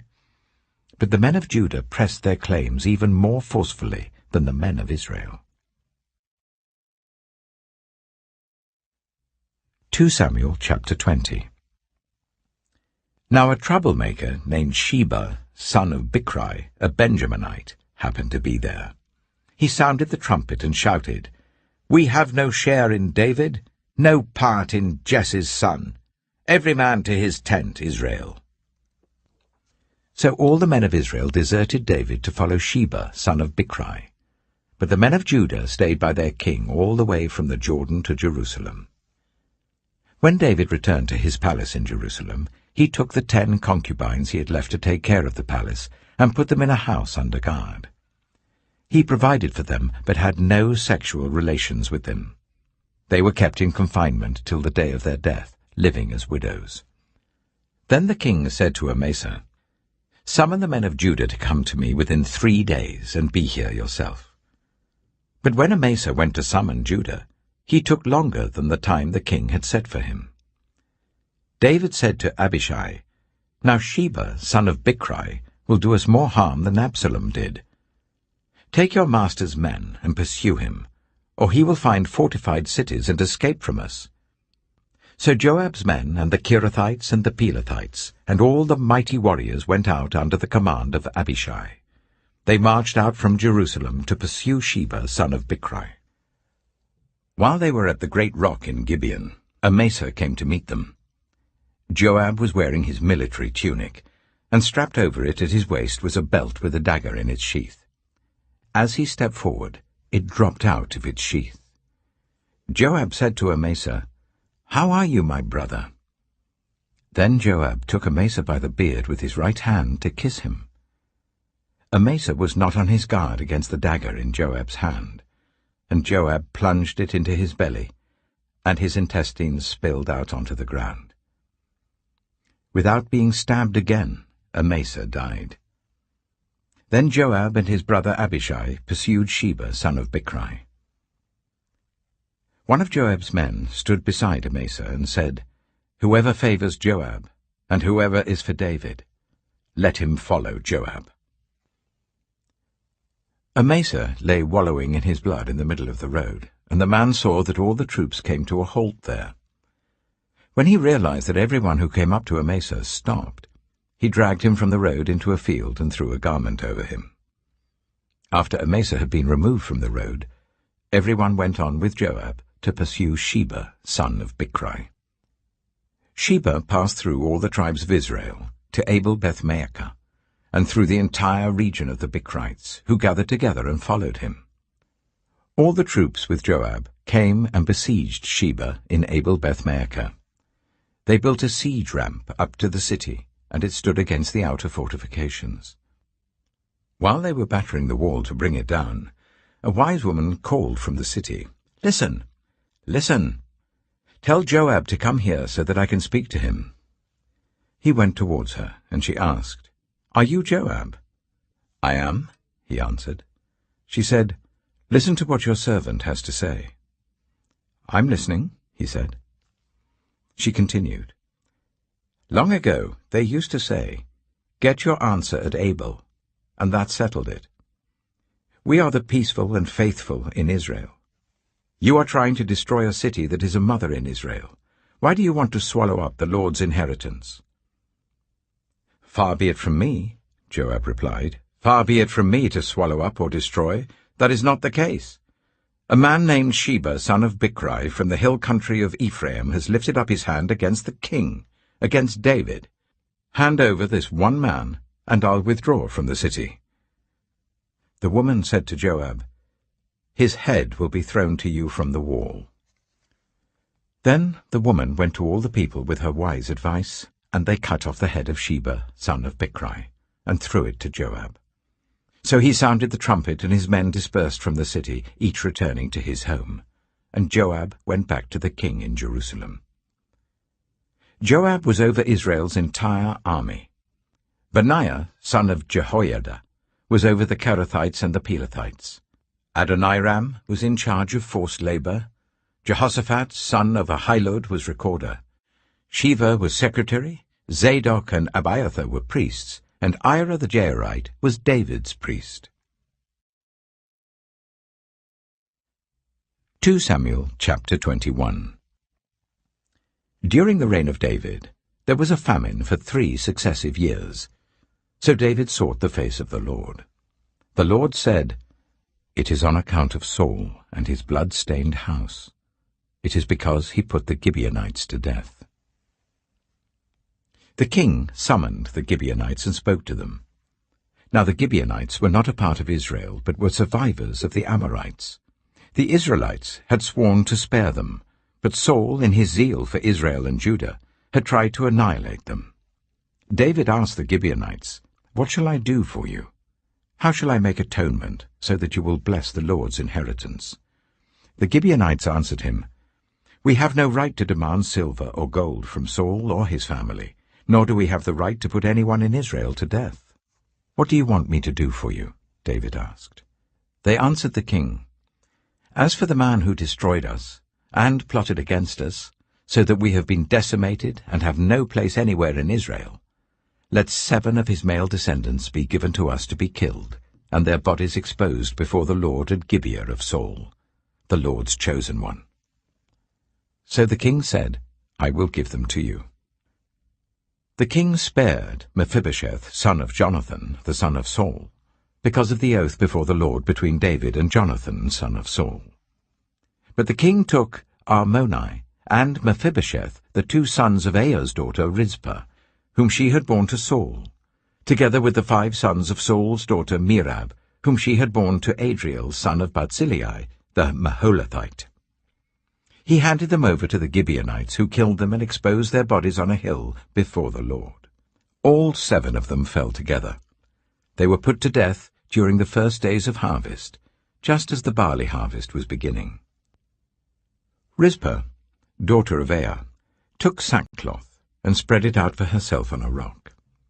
From the beginning of the harvest till the rain poured down from the heavens on the bodies, she did not let the birds touch them by day or the wild animals by night. When David was told what Aiah's daughter Rizpah, Saul's concubine, had done, he went and took the bones of Saul and his son Jonathan from the citizens of Jabesh-Gilead. They had stolen their bodies from the public square at Bethshan, where the Philistines had hung them after they struck Saul down on Gilboa.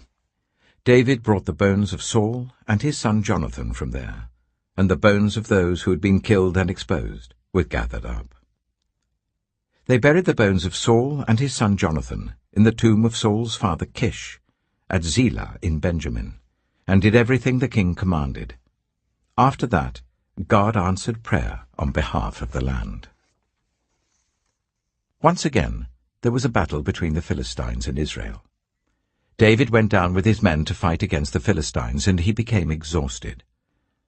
And Ishbi-Benob, one of the descendants of Rapha, whose bronze spearhead weighed 300 shekels, and who was armed with a new sword, said he would kill David. But Abishai, son of Zeruiah, came to David's rescue. He struck the Philistine down and killed him. Then David's men swore to him, saying, "Never again will you go out with us in battle, so that the lamp of Israel will not be extinguished." In the course of time, there was another battle with the Philistines at Gob. At that time, Sibbecai, the Hushathite, killed Saph, one of the descendants of Rapha. In another battle with the Philistines at Gob, Elhanan, son of Jair, the Bethlehemite, killed the brother of Goliath, the Gittite, who had a spear with a shaft like a weaver's rod. In still another battle which took place at Gath, there was a huge man with 6 fingers on each hand and 6 toes on each foot, 24 in all. He also was descended from Rapha. When he taunted Israel, Jonathan, son of Shimeah, David's brother, killed him. There were 4 descendants of Rapha in Gath, and they fell at the hands of David and his men. 2 Samuel chapter 22. David sang to the Lord the words of this song, when the Lord delivered him from the hand of all his enemies and from the hand of Saul. He said, "The Lord is my rock, my fortress and my deliverer. My God is my rock in whom I take refuge, my shield and the horn of my salvation. He is my stronghold, my refuge and my Saviour. From violent people you save me. I called to the Lord who is worthy of praise, and have been saved from my enemies. The waves of death swirled about me, the torrents of destruction overwhelmed me. The cords of the grave coiled around me, the snares of death confronted me. In my distress I called to the Lord. I called out to my God. From his temple he heard my voice. My cry came to his ears. The earth trembled and quaked. The foundations of the heavens shook. They trembled because he was angry. Smoke rose from his nostrils. Consuming fire came from his mouth. Burning coals blazed out of it. He parted the heavens and came down. Dark clouds were under his feet. He mounted the cherubim and flew. He soared on the wings of the wind. He made darkness his canopy around him, the dark rain clouds of the sky.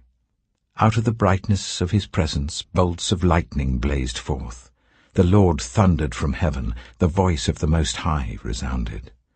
He shot his arrows and scattered the enemy. With great bolts of lightning he routed them. The valleys of the sea were exposed, and the foundations of the earth laid bare at the rebuke of the Lord, at the blast of breath from his nostrils. He reached down from on high and took hold of me. He drew me out of deep waters. He rescued me from my powerful enemy, from my foes who were too strong for me. They confronted me in the day of my disaster, but the Lord was my support. He brought me out into a spacious place. He rescued me because he delighted in me. The Lord has dealt with me according to my righteousness. According to the cleanness of my hands he has rewarded me. For I have kept the ways of the Lord. I am not guilty of turning from my God. All his laws are before me. I have not turned away from his decrees. I have been blameless before him, and have kept myself from sin. The Lord has rewarded me according to my righteousness, according to my cleanness in his sight. To the faithful, you show yourself faithful. To the blameless, you show yourself blameless. To the pure, you show yourself pure. But to the devious, you show yourself shrewd. You save the humble, but your eyes are on the haughty to bring them low. You, Lord, are my lamp. The Lord turns my darkness into light. With your help I can advance against a troop. With my God I can scale a wall. As for God, His way is perfect. The Lord's word is flawless. He shields all who take refuge in him. For who is God besides the Lord? And who is the rock except our God? It is God who arms me with strength and keeps my way secure. He makes my feet like the feet of a deer. He causes me to stand on the heights. He trains my hands for battle. My arms can bend a bow of bronze. You make your saving help my shield. Your help has made me great. You provide a broad path for my feet, so that my ankles do not give way. I pursued my enemies and crushed them. I did not turn back till they were destroyed. I crushed them completely, and they could not rise. They fell beneath my feet. You armed me with strength for battle. You humbled my adversaries before me. You made my enemies turn their backs in flight, and I destroyed my foes. They cried for help, but there was no one to save them. To the Lord, but he did not answer. I beat them as fine as the dust of the earth. I pounded and trampled them like mud in the streets. You have delivered me from the attacks of the peoples. You have preserved me as the head of nations. People I did not know now serve me. Foreigners cower before me. As soon as they hear of me, they obey me. They all lose heart. They come trembling from their strongholds. The Lord lives. Praise be to my rock. Exalted be my God, the rock, my Saviour. He is the God who avenges me, who puts the nations under me, who sets me free from my enemies. You exalted me above my foes. From a violent man you rescued me. Therefore I will praise you, Lord, among the nations. I will sing the praises of your name. He gives his king great victories. He shows unfailing kindness to his anointed, to David and his descendants forever. 2 Samuel chapter 23. These are the last words of David. The inspired utterance of David, son of Jesse, the utterance of the man exalted by the Most High, the man anointed by the God of Jacob, the hero of Israel's songs. The Spirit of the Lord spoke through me. His word was on my tongue. The God of Israel spoke. The Rock of Israel said to me, When one rules over people in righteousness, when he rules in the fear of God, he is like the light of morning at sunrise on a cloudless morning, like the brightness after rain that brings grass from the earth. If my house were not right with God, surely he would not have made with me an everlasting covenant, arranged and secured in every part. Surely he would not bring to fruition my salvation and grant me my every desire. But evil men are all to be cast aside like thorns, which are not gathered with the hand. Whoever touches thorns uses a tool of iron or the shaft of a spear. They are burned up where they lie. These are the names of David's mighty warriors. Josheb-Bashebeth, a Tachimonite, was chief of the three. He raised his spear against 800 men whom he killed in one encounter. Next to him was Eleazar, son of Dodai the Ahohite. As one of the three mighty warriors, he was with David when they taunted the Philistines gathered at Pasdammim for battle. Then the Israelites retreated, but Eleazar stood his ground and struck down the Philistines till his hand grew tired and froze to the sword. The Lord brought about a great victory that day. The troops returned to Eleazar, but only to strip the dead. Next to him was Shammah, son of Agi, the Hararite. When the Philistines banded together at a place where there was a field full of lentils, Israel's troops fled from them. But Shammah took his stand in the middle of the field. He defended it and struck the Philistines down, and the Lord brought about a great victory.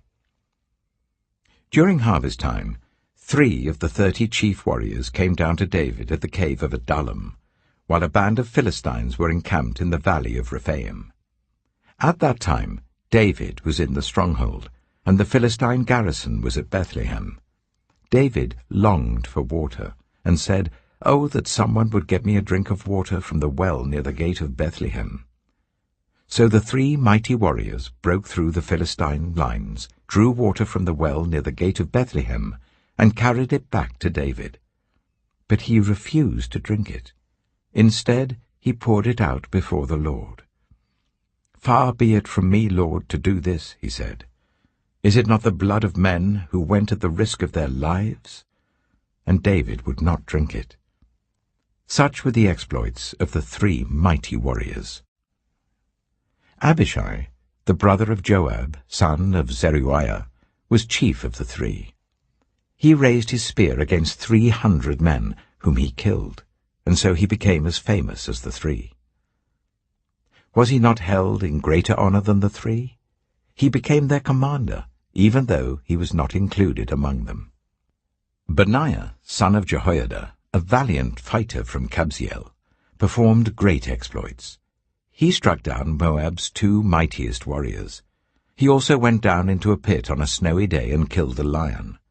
And he struck down a huge Egyptian. Although the Egyptian had a spear in his hand, Benaiah went against him with a club. He snatched the spear from the Egyptian's hand and killed him with his own spear. Such were the exploits of Benaiah, son of Jehoiada. He too was as famous as the 3 mighty warriors. He was held in greater honor than any of the 30, but he was not included among the 3. And David put him in charge of his bodyguard.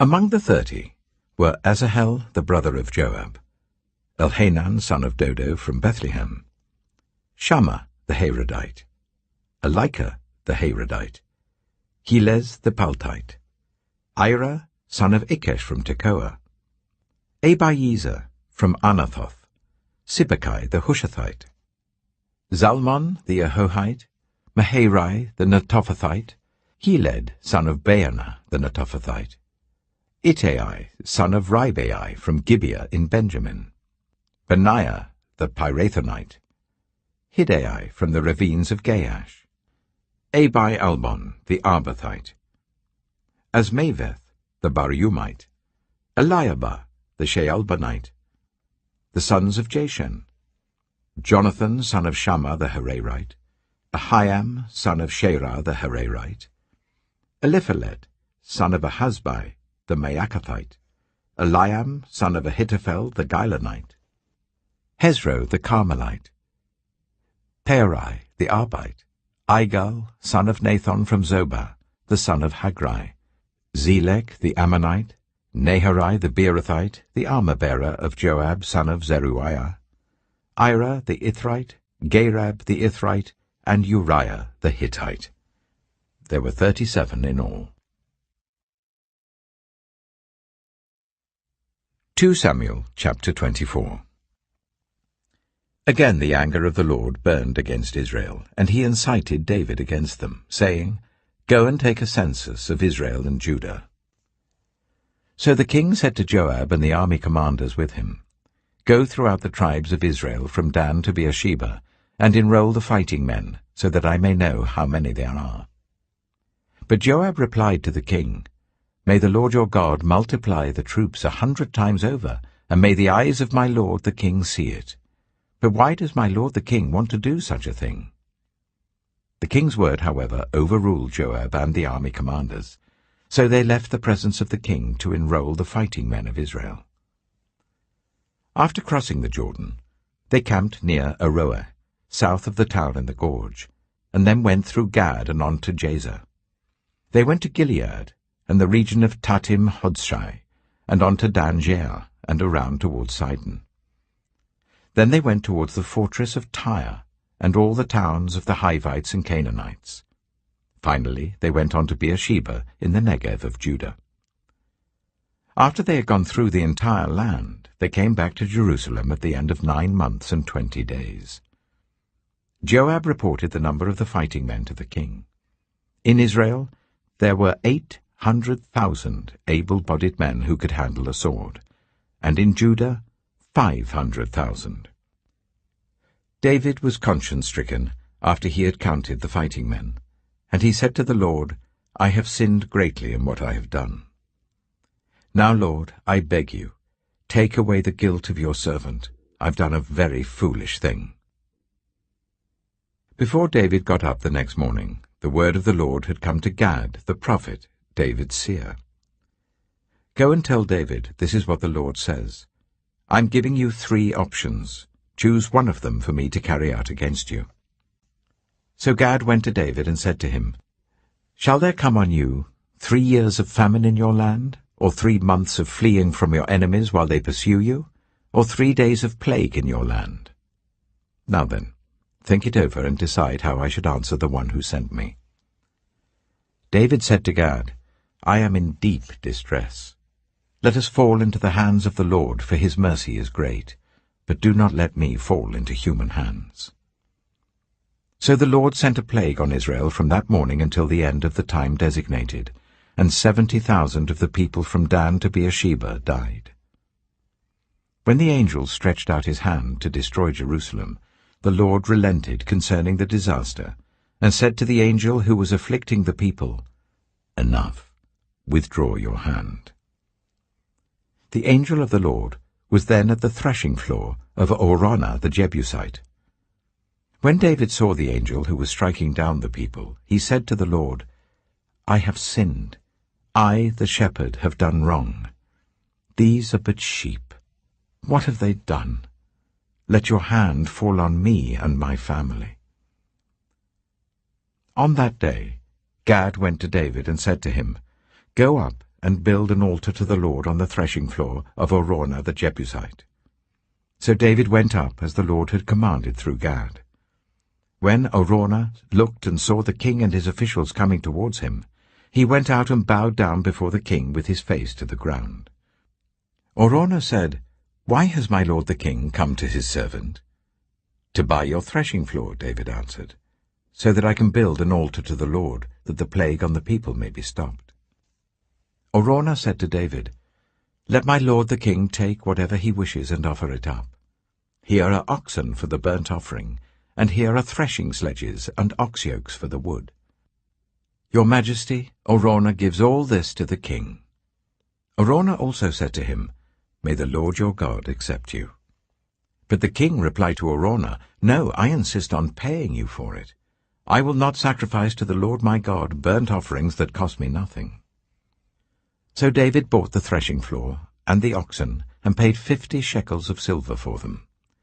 David built an altar to the Lord there, and sacrificed burnt offerings and fellowship offerings. Then the Lord answered his prayer on behalf of the land, and the plague on Israel was stopped.